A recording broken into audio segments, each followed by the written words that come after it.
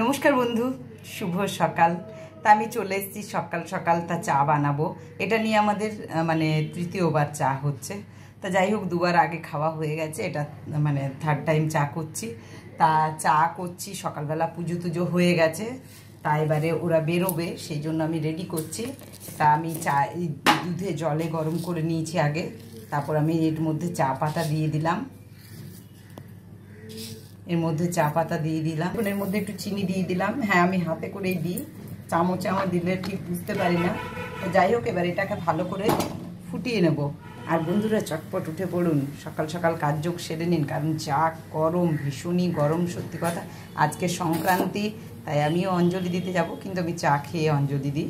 তাই দেখুন, আমিও খেয়েছি, আরেকবার খাবো, হাজব্যান্ড বেরোবে। আর বাইরের ওয়েদারটা দেখুন একবার, ভীষণ রোদ, এখনই এত রোদ, 8টা বাজে, ভীষণ রোদ বন্ধুরা।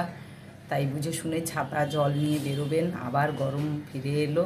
তা বন্ধুরা, এখন এইটুকু, আবার নেক্সট ভিডিও নিয়ে আসছি। আপনারা সাবধানে থাকবেন, ভালোভাবে থাকবেন। আর বাইরের অবস্থাটা তা আপনাদেরকে দেখালাম, ভীষণই রোদ।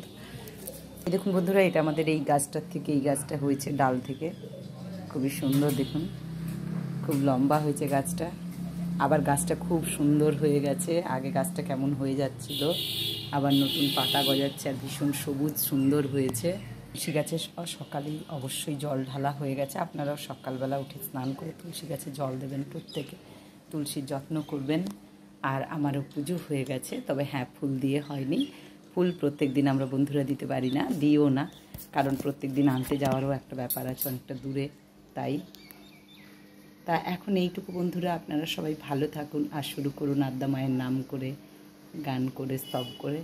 তা আপনারা ভালো থাকবেন, সুস্থ থাকবেন, আর আমাকে সঙ্গে রাখবেন। আর অবশ্যই আমাকে লাইক করবেন, কমেন্টসে লিখবেন, আর সাবস্ক্রাইব করবেন।